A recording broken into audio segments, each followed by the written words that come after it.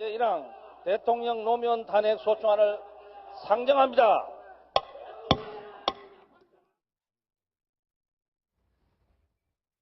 네, 당시에 이렇게 국회를 통과했었는데 헌법재판소에서는 윤영철 당시 헌법재판소장이 기각하기로 결정을 했었습니다. 들어보시겠습니다.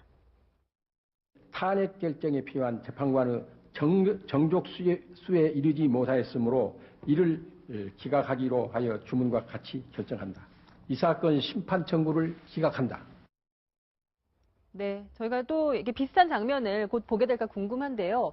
저 때와 이번에 다른 점은 어쨌든 박근혜 대통령이 피의자 신분이라는 거잖아요. 우선 대통령이 받고 있는 혐의가 다르잖아요. 당시에 노무현 대통령은 선거 중립 의무 위반이라고 그래서 헌재도 그게 선거 중립 위반이라는 거는 의무 위반이라는 걸 인정을 했어요. 네. 그러나 그게 대통령직에서 물러나야 할 정도의 그렇게 중대한 사유는 아니다라고 해서 이제 탄핵을 기각을 했고, 이번에 그 박근혜 대통령 같은 경우는 이제 탄핵 소추안 자체의 내용이 뭐 완전히 다르죠. 양이 훨씬 많네요. 네. 양도 훨씬 많고, 그다음에 받고 있는 여러 가지 혐의가 네. 헌법과 뭐 법률에 위반된 여러 가지 있고, 그다음에 검찰에 의해서 1차 조사 결과 그 피의자로 입건이 된 상태 아니겠습니까? 네. 그렇기 때문에 그 노무현 당시 대통령과는 그 완전히 다른 상황이고, 그다음에 이제 국민 여론이라는 것도 뭐 그게 뭐 헌재에서 꼭 그 반영을 해야 되는 건 아닙니다만은, 네. 당시에는 탄핵 반대가 한 65% 정도로 상당히 우세한 상황이고, 지금은 오히려 탄핵이 70%를 훨씬 넘는 그런 상황 아니겠습니까? 그러니까 그런 부분과 더불어서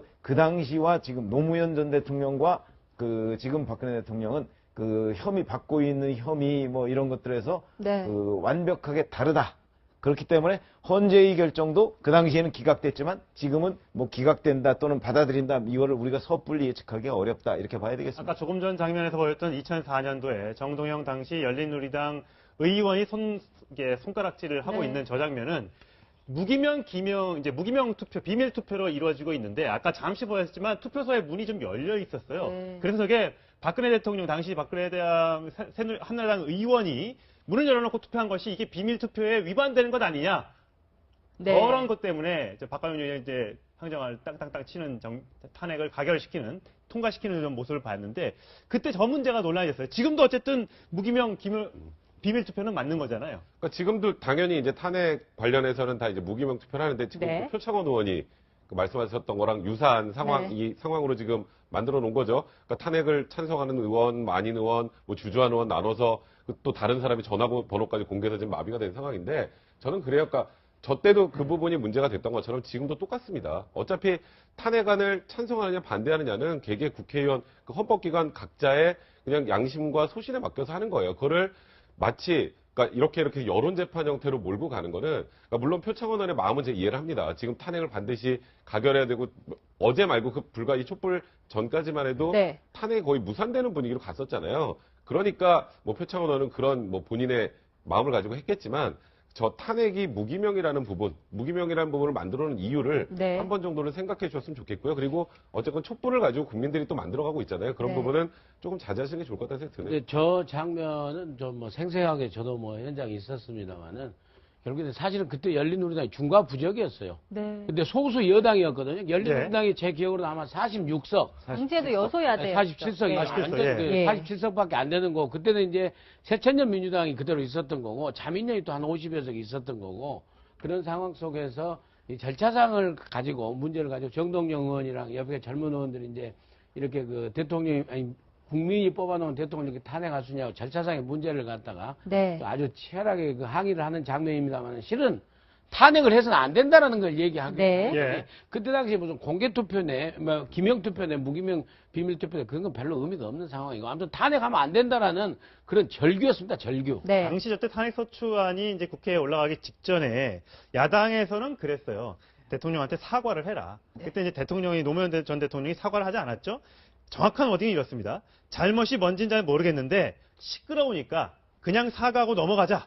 그래서 탄핵을 모면하자. 네. 모면하자. 이렇게 하시는 뜻이라면 그건 내가 못 받아들이겠다. 탄핵해라. 라고 해서 탄핵이 결국 올라가서 네. 국회를 통과했었거든요. 예. 물론 그때 상황과 지금 상황은 다르지만 어쨌든 대통령의 사과를 요구하는 점은 지금 비슷한데, 그래서 지금 상황이 절묘하게 좀 이렇게 떠오르는 것이 아닌가라는 생각이 듭니다. 뭐 현재 뭐 박근혜 대통령이 뭐 대국민 담화문을 통해서 네. 뭐 3번이나 사과를 뭐 한 것이 좀 다를 수는 있겠습니다만 뭐 이것은 뭐 법률적인 면에서 본다 그러면 그 노무현 대통령의 그 탄핵소추안은 재판으로 한다면 굉장히 간단한 사건입니다. 예. 뭐 그 공무원의 중립 의무를 뭐 위반했다. 뭐 측근 비리가 뭐 몇 개 있습니다만 그것은 뭐 그렇게 입증되지가 않았고요. 근데 지금은 굉장히 방범해야죠. 예. 그 관련돼서 지금 기소된 사람들만 해도 지금 뭐 굉장히 많은 숫자에 이르고 또 아직 있기 1심 선고나 때문에 뭐 이렇게 나온 예, 것이 그래서 아니고. 그래서 이제 큰 차이점이라면은 그런 사안의 경중이 굉장히 차이가 나는 것이죠. 그래서 네. 지금 문제는 그 노무현 대통령 때는 2달 만에 그 탄핵 발의가 돼서 2달 만에 그 헌법재판소에 이제 결정이 내려졌습니다. 네. 지금 뭐 더불어민주당이나 뭐 야권에서는 뭐 1월 퇴진도 가능하다고 얘기하는 거는 뭐 12월 이번 주에 만약에 뭐 탄핵 발의가 가결이 된다고 하면 네. 뭐 빠르면 뭐 1월에 될 수 있지 않냐 이렇게 한 뭐 그런 뭐 그 바람을 이제 또 피력을 하고 있습니다만 굉장히 이건 사안이 그러니까 굉장히 복잡하거든요. 네. 그래서 이것을 하나하나 이렇게 풀어가야 되는 것이지 뭐 그것을 우물에서 숭늉을 찾을 수는 없습니다. 그래서 네. 탄핵이 가결이 된다고 하면 뭐 굉장히 그것은 그 탄핵 그 헌법재판소의 결정까지는 상당한 시간이 걸릴 것이다. 네. 이런 사안의 경중이 또 굉장히 큰 차이점이라고 볼 수 있겠습니다. 근데 다시 그 당시 상황에 대해서 한 말씀만 네. 드리거든요. 박관영 당시 국회의장이 회고록에 가면은 사실은 노무현 대통령이 상당히 그렇게 버티면서 사과의 부분에 버티면서 탄핵을 약간 유도한 측면이 있다 정치적으로 그런 이게 아주 조심스러운 얘기 나옵니다. 박관영 전 의장의 회고록에 나온 부분입니다. 네. 그래서 이제 탄핵에 나중에 갈 수밖에 없었다. 그런데 그때 당시에는 이제 자민련의 결정적인 김종필 총재의 자민련이 한 50여기 막판에 고심을 하다가 탄핵에 동참한 게 이제 결정적이었죠. 네. 만약에 소영 위원장님, 어쨌든 이 지금 새누리당 비상시국회의에 참석했던 이 29명, 그러니까 촛불 민심 때문에 다시 탄핵 대열로 돌아온 그 사람들만 합쳐도 일단은 탄핵 가결 정족수를 충족을 시키는데 그렇다고 해서 저희가 이 가결을 100% 장담할 수가 없는 것이죠. 네. 왜 그러냐면, 이제 비상시국회의의 대변인 황영철 의원이 얘기한 거 잘 네. 보세요. 탄핵 표결에 참석한다고 그랬죠. 탄핵에 찬성한다고는 안 했습니다. 네. 근데 이제 우리가 29명이 그동안에 비상시국회의에서 이제 새누리당 비박계 중심으로 돼 있는 여기서 탄핵에 들어가면 무조건 찬성할 거라고 이렇게 생각을 해왔지만 만약에 그 중간에 박근혜 대통령이 아무런 입장 발표를 안 한다면 당연히 들어가서 찬성을 하게 될 것이고 그리고 그 비상시국회의에 어제 오지 않았던 네. 그 사람들도 들어가서 다 찬성을 할 가능성이 높아요. 네. 그러나 중간에 아까 여기서 초반에 잠깐 우리가 얘기했듯이 네. 박근혜 대통령이 만약에 이선 후퇴와 내년 4월 퇴진이나 이런 거를 공개적으로 표명을 한다면 네.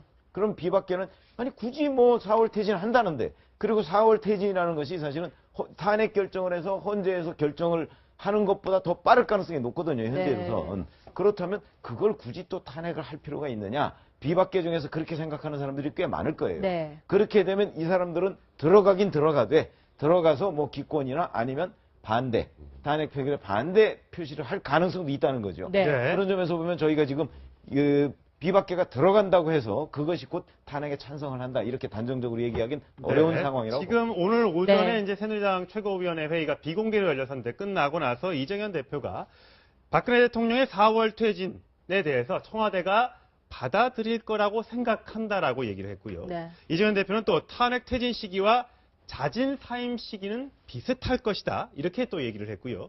또 국정 안정을 위해선 질서 있는 퇴진을 해야 한다. 이렇게 얘기를 했습니다. 물론 어제 비상시국회의에 저녁에 나왔던 비주류의 얘기는 이제 오늘 전달한다고 했기 때문에 이게 청와대와 이미 어젯밤에 조율이 끝난 얘기인지는 모르겠습니다만 어쨌든 청와대에 이런 얘기를 전달을 하겠다. 네. 이렇게 되면 대통령이 4월 퇴진을 받아들여서 네. 7일 예고했던 날까지 네. 선언을 할까요? 저는 4월 퇴진은 선언할 가능성이 많은 것 같아요. 네. 많을 것 같은데 지금 4월 퇴진 선언만 가지고는 못 돌립니다. 지금 상황은. 그러니까 4월 퇴진 얘기는 전주에도 나왔었던 거잖아요. 그걸 받아들이면 그러면 우린 탄핵에 동참하지 않겠다고 그랬다가 전주 토요일 날 230만의 촛불 민심을 보고 새누리당 비박계가 좀 황급히 어찌 보면 회고를 한 거거든요. 그러니까 지금 유승민 전 원내대표의 워딩을 보면 네. 4월 퇴진만으로 부족하고 확실한 이선 퇴진, 그러니까 말 그대로 탄핵에 준하는 정도로 국정에서 완전히 손을 떼는 정도의 그런 내용들이 나와야 네. 조금 전에 최고 편집장님이 말씀하셨던 것처럼 이제 비박계 내부에서도 혼선이 생기는 거지 그런 정도가 아니라 그냥 단순히 4월 말에 퇴진하고 질서 있는 퇴진하고 네. 그리고 그 가로하고 나는 완전히 물러나진 않겠다는 것을 내부적으로 가지고 있는 얘기를 한다면 그거는 오히려 좀 국민들 가슴에 불만 지를 가능성이 높고요. 탄핵이 그런 가결될 가능성이 많을 것 같아요. 그렇죠. 그러니까 4월까지 대통령을 계속 하겠다. 예. 뭐 박근혜 대통령이 그렇게 얘기하면 네. 그거는 문제 해법이 안 된다는 예, 거예요. 예. 그리고 비박계도 그렇게 되면 9일날 들어가서 탄핵에 찬성할 거예요. 예. 그런데 그게 아니고 탄핵과 똑같은 효과. 탄핵이 네. 되면 그 즉시 직무가 정지되죠. 그러면서 헌재로 넘어가지 않습니까? 그거와 똑같은 효과. 그러니까 대통령이 자 12월 9일 이후에 나는 이선 후퇴를 하겠다. 그러면 이제 이게 직무정지하고 똑같은 효과 아닙니까? 네. 사실상 거의 같은 효과죠. 그렇게 되고 4월 달에 퇴진하겠다라고 얘기하면 탄핵보다 오히려 퇴진은 빨라질 가능성이 높거든요. 네. 그렇지 않습니까? 탄핵하면 헌재에서 언제 결정할지 모르니까 정치 일정이 투명해지고 오히려 빠를 가능성이 있으니까 그렇게 되면 비박계가 흔들리고 실제 12월 9일 날 가서 네. 그 탄핵에 반대하거나 기권할 가능성이 높다는 것이죠. 그래서요. 그게 제 예상입니다. 그래서 지금 12월 9일 날 탄핵이 가결되냐 부결되느냐가 야권에서도 지금 굉장히 고민스러워요. 네. 그렇기 때문에 박지원 원내대표가 지금 SNS에 무슨 재밌는 글을 올리냐면은 골프는 장갑을 벗어봐야 알고 네. 선거는 뚜껑을 열어봐야 안다고 그랬어요. 그러니까 이 투표함을 열어봐야 지금 아는 거예요. 네. 더더구나 무기명 비밀 투표이기 때문에 그래서 앞으로 남은 그 한 4일 동안에 9일 표결 직전까지도 엄청난 변수가 있다. 대통령의 어떤 의지 표현과 더불어서 비박계 움직임 또 야권의 어떤 여러 가지 움직임들이 네. 있기 때문에 굉장히 그 기초가 주목되는 정말 분수령이 되는 저는 그 한 주라고 생각을 해요. 자, 추미애 더불어민주당 대표는 지금 취임 100일 기자회견을 하고 있는데, 네. 자, 만약에 탄핵안이 국회에서 부결이 되면 네. 국회 해산도 고려하겠다라고 추미애 대표가 얘기를 했습니다. 국회. 이게 우리나라 의원 내각제도 아닌데 이게 국회 해산이 가능한지는 모르겠습니다. 어떻습니까, 네. 이게? 가능한 겁니까? 뭐 가능하다고 볼 수는 없는 얘기죠. 지금 뭐 예. 추 대표가 뭐 비상계엄이랄지 뭐 그렇게 아예 그렇게 지금 근거 없는 그런 말씀을 좀 하고 계시지 않습니까? 네. 뭐 결국은 뭐 그 의미는 오히려 근데 탄핵 가결돼야 된다. 뭐 그것을 좀 강조하기 위해서 좀 너무 앞서가는 그런 발언을 하는 거 아닌가 싶습니다만 또 한편으로 생각을 한다면 만약에 탄핵이 부결이 된다면 정말 국회를 해산하라 이런 그런 국민들의 요구가 있을 수 예, 있겠죠. 요구가 있을 수는 있겠죠. 예. 국민들이요. 네. 그래서 지금 국민들의 이 촛불 민심이 정치권의 그 어느 행동보다도 강력한 것 같아요. 그래서 오늘부터는 지금 매일 촛불이 네, 켜진다면서요. 네. 그러니까 오늘부터는 이제 매일 집회라고 법원에서도 그 청와대 200m 앞까지, 그 네. 주민센터 앞까지 거기까지 매번 이제 행진할 수 있게 만들어 줬는데, 그러니까 법원의 입장은 그런 거예요. 아주 간단하게 말씀드리면, 그러니까 지금 100m 앞까지 온 게 처음이라는 것 얘기했었는데, 그게 200m도 그렇고 400m도 사실상 처음입니다. 네. 그러니까 청와대 앞까지 그렇게 간다는 게 계속 국민들이 평화적인 목소리를 내왔기 때문인 건데, 네. 그러니까 가장 큰 게 법원에서 그거예요. 대통령이 국민의 목소리를 직접 들을 수 있어야 된다. 그리고 어차피 폭력이 일어날 가능성이 없다.